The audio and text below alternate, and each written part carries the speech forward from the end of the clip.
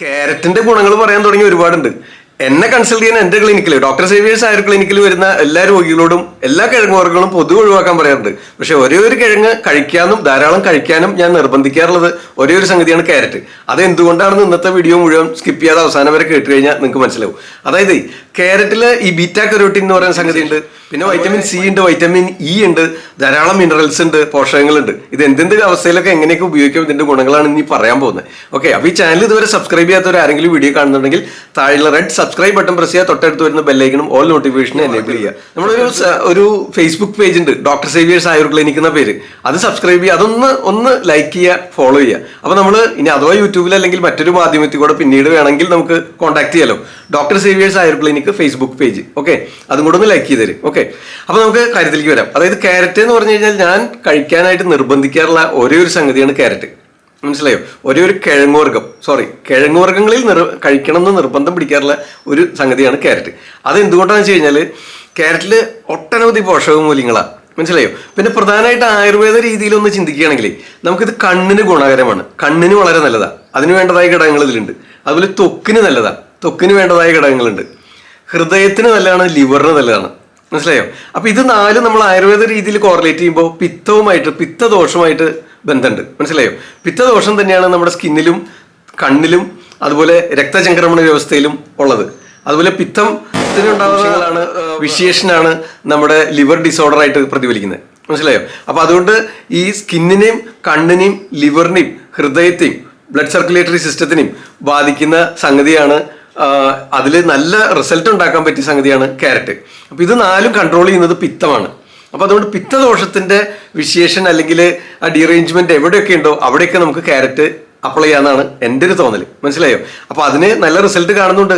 ഞാൻ പേഷ്യൻസ് വരുമ്പോൾ മരുന്നുകൾ നിർദ്ദേശിക്കുന്ന കൂട്ടത്തിൽ ആഹാരങ്ങളുടെ ഡയറ്റ് റെസ്ട്രിക്ഷൻസ് എന്തൊക്കെ കൂടുതൽ കഴിക്കണം, എന്തെല്ലാം കഴിക്കാൻ പാടില്ല എന്ന് നിർദ്ദേശിക്കുന്ന കൂട്ടത്തിൽ ക്യാരറ്റ് കൂടുതലായിട്ട് കഴിക്കാൻ പറയും. അതെന്തുകൊണ്ടാണെന്ന് വെച്ച് കഴിഞ്ഞാൽ നിങ്ങൾ വാതരോഗികളാണല്ലോ കൂടുതലും വരുന്നത്. വാദം ശരീരത്തിൽ വർദ്ധിക്കുമ്പോൾ രൂക്ഷത കൂടുന്നു, അതുവഴി നിങ്ങളുടെ ആ ദോഷവിശേഷം ഉണ്ടാവുന്നു.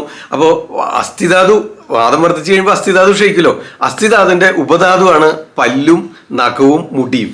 അപ്പോൾ ഈ പല്ലിനും നഖത്തിനും മുടിക്കും എല്ല് തേയ്മാനം ഒക്കെ പറഞ്ഞു കഴിഞ്ഞാൽ ഞാൻ തീർച്ചയായിട്ടും ക്യാരറ്റ് കഴിക്കാനായിട്ട് നിർബന്ധിക്കും. എന്താണെന്ന് വെച്ച് കഴിഞ്ഞാൽ ഇതിൽ ധാരാളം പൊട്ടാസ്യം അടങ്ങിയിട്ട് ധാരാളം ഫോസ്ഫറസ് കണ്ടന്റ് ഉണ്ട്.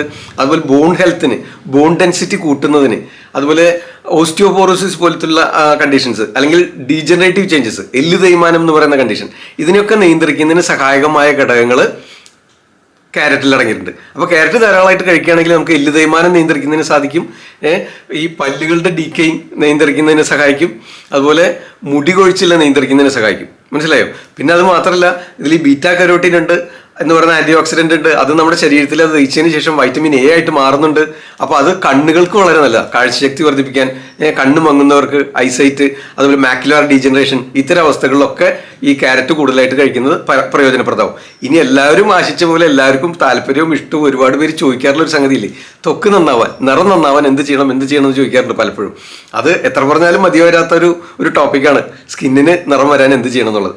അപ്പൊ അതിന് അത്തരം ആഗ്രഹിക്കുന്നവരുണ്ടോ, നിർബന്ധമായിട്ടും നിങ്ങൾ വേറൊന്നും ആലോചിക്കേണ്ട, ക്യാരറ്റ് ജീവിതത്തിന്റെ ഒരു ഭാഗമാക്കിക്കോ. ഇതെങ്ങനെയൊക്കെ കഴിക്കാം, എങ്ങനെയൊക്കെ തയ്യാറാക്കേണ്ടതെന്ന് വഴി പറയാം. ഓക്കെ, അപ്പോൾ ക്യാരറ്റ് കഴിച്ചാൽ നിങ്ങളുടെ സ്കിന്നിന് വളരെ നല്ലതാണ്. നല്ല സ്കിന്ന്, നല്ല ഹെൽത്തി സ്കിന്നാവും, നല്ല ഗ്ലോയിങ് സ്കിന്നാവും. മനസ്സിലായി? അതിൽ വരുന്ന മാർക്കുകൾ, white heads, black heads, scars, sun tan, ഇത്തരം സംഗതികൾ നിയന്ത്രിച്ച് നിർത്തുന്നതിന് സഹായകമാവും. ക്യാരറ്റ് കൂടുതൽ ഉപയോഗിക്കുന്നവർക്ക് അത്തരം പ്രശ്നങ്ങൾ ഉണ്ടാവില്ല. ഇത് മാത്രമല്ല, നിറത്ത് തെളിയിക്കുന്നതിനും സഹായിക്കും, സ്കിൻ ഡിസീസുകളിൽ നിന്ന് പ്രൊട്ടക്ട് ചെയ്യുന്നതിന് സഹായിക്കും. UV റേസ് എന്നുള്ള അത്തരം പ്രശ്നങ്ങൾ ബാധിക്കാതെ സംരക്ഷിക്കുന്നതിന്, ത്വക്കിനെ സംരക്ഷിക്കുന്നതിന് സഹായകമാവും ക്യാരറ്റ് കൂടുതൽ കഴിച്ചാൽ. അതൊന്നാമത്തെ കാര്യം. പിന്നെ നമുക്ക് കണ്ണിന് വളരെ നല്ലതാണ്. പിന്നെ ലിവർ ഡിസോർഡേഴ്സ് ഉള്ളവർ, ലിവറിനെ സംരക്ഷിക്കുന്നതിന് വേണ്ടതായ ഘടകങ്ങൾ ഇതിലുണ്ട്. ഹൃദയാരോഗ്യം നിലനിർത്തുന്നതിന്, BP കുറയ്ക്കുന്നതിന് സഹായിക്കും. കൊളസ്ട്രോളിനെ നിയന്ത്രിച്ച് നിർത്തുന്നതിന് ധാരാളം ഫൈബർ കണ്ടന്റ് ഉണ്ട്. മനസ്സിലായോ? അതിന് സഹായകമാണ്. പിന്നെ ബോൺ ഹെൽത്ത് കൂട്ടുന്ന പറഞ്ഞില്ലേ. പിന്നെ ഫീഡിങ് മദേഴ്സിന് നല്ലതാണ്, മുലപ്പാൽ വർദ്ധിപ്പിക്കും. മനസ്സിലായോ? ഇനി ഗർഭസ്ഥ ശിശുവിന് പോലും ഇത് നല്ലതാണ്. ഇതിലടങ്ങിയിട്ടുള്ള ഘടകങ്ങൾ ആ കുട്ടിയുടെ വളർച്ചയ്ക്കും ആ അംഗങ്ങളുടെയും അവയവങ്ങളുടെയും എല്ലുകളുടെയും വളർച്ചയ്ക്ക് സഹായകമായ ഘടകങ്ങൾ ഇതിലുണ്ട്. ഫീഡിങ് മദേഴ്സിന്, അതുപോലെ കുട്ടിയുടെ വളർച്ച, അമ്യൂണിറ്റിക് ഫ്ലൂയിഡ് ഒക്കെ കുറയുന്ന അവസ്ഥയുണ്ട്. അത്തരം അവസ്ഥകളിൽ ഞാൻ ക്യാരറ്റ് കഴിക്കാനായിട്ട് നിർദ്ദേശിക്കാറുണ്ട്. ഇനി ഡെലിവറിക്ക് ശേഷം അമ്മമാർ ഇത് കൂടുതൽ കഴിക്കുകയാണെങ്കിൽ നല്ല ക്വാളിറ്റിയുള്ള മുലപ്പാൽ ഉണ്ടാകുന്നതിനും അത് കുഞ്ഞിൻ്റെ ആരോഗ്യം സംരക്ഷിക്കുന്നതിനും സഹായകമാകുന്നുണ്ട്. എല്ല് തേയ്മാനം, ഓസ്റ്റിയോപോറോസിസ്, വ്യാധിയായിട്ട് വരുന്ന എല്ലാ രോഗികളോടും ഞാൻ ക്യാരറ്റ് ധാരാളം കഴിക്കാൻ പറയുന്നത്. അതുപോലെ ത്വക്ക് രോഗമായിട്ട് വരുന്നവരോടും ലിവർ ഡിസോർഡേഴ്സ് ആയിട്ട് വരുന്നവരോടും. കരളിനെ സംബന്ധിച്ചുണ്ടാകുന്ന എല്ലാ രോഗങ്ങളും വിശദമായിട്ട് ആയുർവേദത്തിൽ പ്രതിപാദിച്ചിട്ടുണ്ടല്ലോ.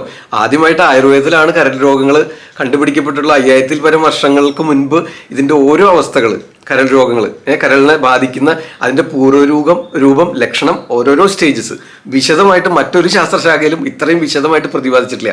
ഹലീമകം, രുദ്ധപദകാമില, കുംഭകാമില എന്നൊക്കെ സംസ്കൃത പദങ്ങളിലാണ് ഇത് വിവരിച്ചിട്ടുള്ളത് മാത്രം. എന്ന് വിചാരിച്ചിട്ട് നമ്മൾ ഇപ്പോൾ ആധുനിക വൈദ്യശാസ്ത്രത്തിൽ അത് വേറെ പേരുകളിലാണ്.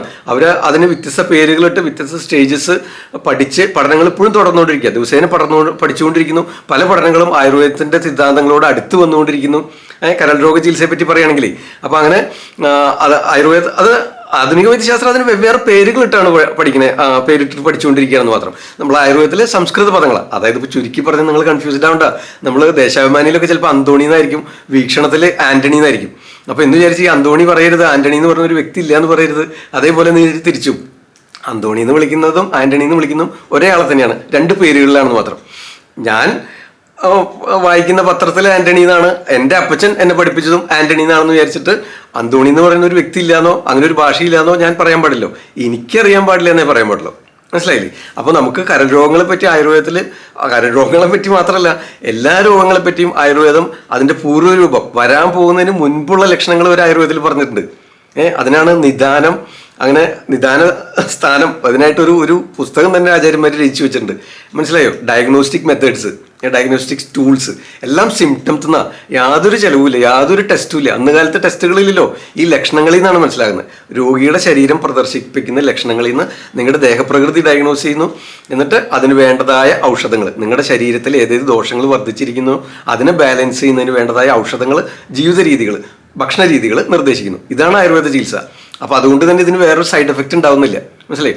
പല ആരോപണങ്ങളും പലതും നിങ്ങൾ കേൾക്കുന്നുണ്ടാവും, കാണുന്നുണ്ടാവും. പക്ഷേ ഇതാണ് ആയുർവേദത്തിൻ്റെ രീതി. ആയുർവേദത്തിലാണ് ആദ്യമായിട്ട് ഇത്തരം രോഗങ്ങളെ പഠിച്ച 5000-ൽ പരം വർഷങ്ങൾക്ക് മുൻപ്. അതുകൊണ്ടല്ലേ നമ്മുടെ വീഡിയോയുടെ അവസാനം ഞാൻ ആദ്യം ആയുർവേദം എന്ന് പറയാറില്ലേ? ഓക്കെ, അപ്പോൾ ആദ്യമായിട്ട് ഇത്രയും വിശദമായിട്ട് ഓരോരോ അവസ്ഥകളെയും വിശദമായിട്ട് പ്രതിപാദിച്ചിട്ട് സംസ്കൃത പദത്തിലാണ്. മനസ്സിലായോ? അപ്പോൾ മറ്റേ ആധുനിക വൈദ്യശാസ്ത്രത്തിൽ മറ്റു പല പേരുകളാണ്.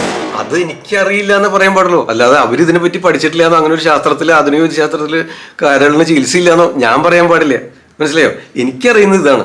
ഞാൻ അന്തോണിന്ന് വിളിക്കപ്പോൾ ഞാൻ അന്തോണിന്ന്, എൻ്റെ അപ്പച്ചൻ അന്തോണിന്ന് വിളിച്ചിരുന്നു, അപ്പോൾ ഞാൻ അന്തോണിന്ന് വിളിക്കുള്ളൂ. പക്ഷേ ആന്റണിന്ന് വിളിക്കരുതെന്ന് ഞാൻ പറയാൻ പാടില്ലോ. മനസ്സിലായില്ലേ? അപ്പോൾ അതുപോലെ കരൾ രോഗങ്ങൾ മാത്രമല്ല, ഹൃദയരോഗത്തിനും ക്യാരറ്റ് വളരെ നല്ലതാണ്. അതാണ് നമ്മുടെ വിഷയം. സ്കിന്നിന് നല്ലതാണ്, കണ്ണിന് നല്ലതാണ്. ഓക്കെ, ഇത്തരം രോഗാവസ്ഥകളിലൊക്കെ ഇത് ഉപയോഗിക്കാം.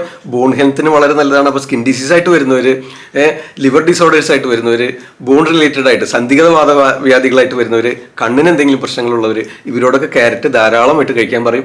അതുപോലെ പോസ്റ്റ് ഡെലിവറി, പ്രസവശേഷം സ്ത്രീകളുടെ രക്ഷയ്ക്ക് വേണ്ടിയിട്ട് അവർക്ക് ആ പ്രസവം വഴി ഉണ്ടാകുന്ന ആ ക്ഷീണം ശരീരത്തിൽ ബാധിക്കാതിരിക്കുന്നതിനൊക്കെ ക്യാരറ്റ് ജ്യൂസായിട്ടോ കഴിക്കാൻ പറയാറുണ്ട്. ഇനി ഇത് അമിതമായിട്ട് കഴിച്ചാൽ നമ്മുടെ ശരീരത്തിൽ ഉള്ള സൈഡ് എഫക്റ്റ് പറയാം. അമിതമായിട്ട് കഴിക്കുകയാണെങ്കിൽ ശരീരത്തിൽ ഒരു നിറവ്യത്യാസം ഉണ്ടാകുന്നതിന് സാധ്യതയുണ്ട്. അപ്പോൾ അതുകൊണ്ട് അമിതമായിട്ട് ഉപയോഗിക്കരുത്. രാവിലെ ബ്രേക്ക്ഫാസ്റ്റിൻ്റെ കൂടെ ഒരു ജ്യൂസ് കഴിക്കാം. അതുപോലെ ഇടയ്ക്ക് എപ്പോഴെങ്കിലും വിശപ്പൊക്കെ തോന്നുകയാണെങ്കിൽ ഒന്ന് തൊലി കളഞ്ഞിട്ടൊന്ന് നന്നായി ചവച്ചരച്ച് കഴിക്കാം. ഇനി അതല്ലെങ്കിൽ ഈവനിങ്ങിൽ ഡിന്നറിൻ്റെ കൂടെ സലാഡായിട്ട് കഴിക്കാം. അങ്ങനെയൊക്കെ കഴിക്കുക, അത്രയും മതി. മനസ്സിലായി? അതിൽ കൂടുതൽ കഴിക്കരുത്. അപ്പോൾ ഇത് ജ്യൂസ് അടിക്കുമ്പോൾ നിങ്ങൾ നന്നായിട്ട് തൊലി എത്തിക്കളയുക, എന്നിട്ട് നന്നായിട്ട് ചെറുങ്ങനെ അരിഞ്ഞെടുക്കുക. അതിൻ്റെ കൂടെ സമമായിട്ട് വേണമെങ്കിൽ ഓറഞ്ചും കൂടെ ചേർക്കാം. അപ്പോൾ സ്കിന്നിന് വിശേഷമായി വൈറ്റമിൻ സി ധാരാളമായി. മനസ്സിലായോ? പിന്നെ അതിൻ്റെ രുചി ഒന്ന് വ്യത്യാസം വരാനായിട്ട് ഇച്ചിരി ചെറുനാരങ്ങയും കൂടെ പിഴിഞ്ഞോ ഒരു കഷ്ണം ഇഞ്ചിയും കൂടെ ചേർത്തോ. അപ്പോൾ നന്നായിട്ട് ദഹിച്ച് ശരീരത്തിലേക്ക് ആഗിരണം ചെയ്തോളൂ. എന്നിട്ട് അതങ്ങോട്ട് അരിച്ചെടുക്കുക. അത് രാവിലെ ബ്രേക്ക്ഫാസ്റ്റിന് വലിയൊരു ഗ്ലാസ് നിറയെ കൂടെ കുടിച്ചോ ബ്രേക്ക്ഫാസ്റ്റിൻ്റെ കൂടെ. ഹെൽത്തി ആയിട്ടുള്ള ഒരു ജീവിത രീതിക്ക് ഇതിൽ പരം മറ്റൊന്നുമില്ല. അത്രയും നല്ല സംഗതികളാണ്, ഒരുപാട് ഗുണങ്ങളുള്ള സംഗതിയാണ്. ഒരു സംശയം വേണ്ട.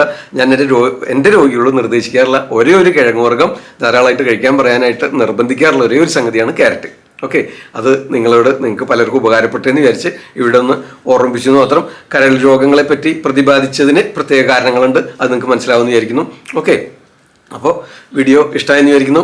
എന്തെങ്കിലും സംശയം ഉണ്ടെങ്കിൽ ആവർത്തിച്ച് കാണുക, എല്ലാ ഗ്രൂപ്പുകളിലും ഷെയർ ചെയ്ത് കൊടുക്കുക. എന്തെങ്കിലും അഭിപ്രായങ്ങളോ നിർദ്ദേശങ്ങളോ പറയാനുണ്ടെങ്കിൽ താഴെ കമൻറ്റ് ബോക്സിൽ രേഖപ്പെടുത്തുക. സബ്സ്ക്രൈബ് ചെയ്യാത്തവരാരെങ്കിലും ഈ ചാനൽ കാണുന്നുണ്ടെങ്കിൽ താഴെയുള്ള റെഡ് സബ്സ്ക്രൈബ് ബട്ടൺ പ്രസ് ചെയ്യുക. തൊട്ടടുത്ത് വരുന്ന ബെല്ലൈക്കണും ഓൾ നോട്ടിഫിക്കേഷൻ എനേബിൾ ചെയ്യുക. മറ്റൊരു ദിവസം മറ്റൊരു വീഡിയോ ആയിട്ട് വൈകാതെ കാണാം. ഞാൻ ഡോക്ടർ സേവിയർ തൽക്കാലം നിർത്തുന്നു. നന്ദി, നമസ്കാരം. ആദ്യം ആയുർവേദം.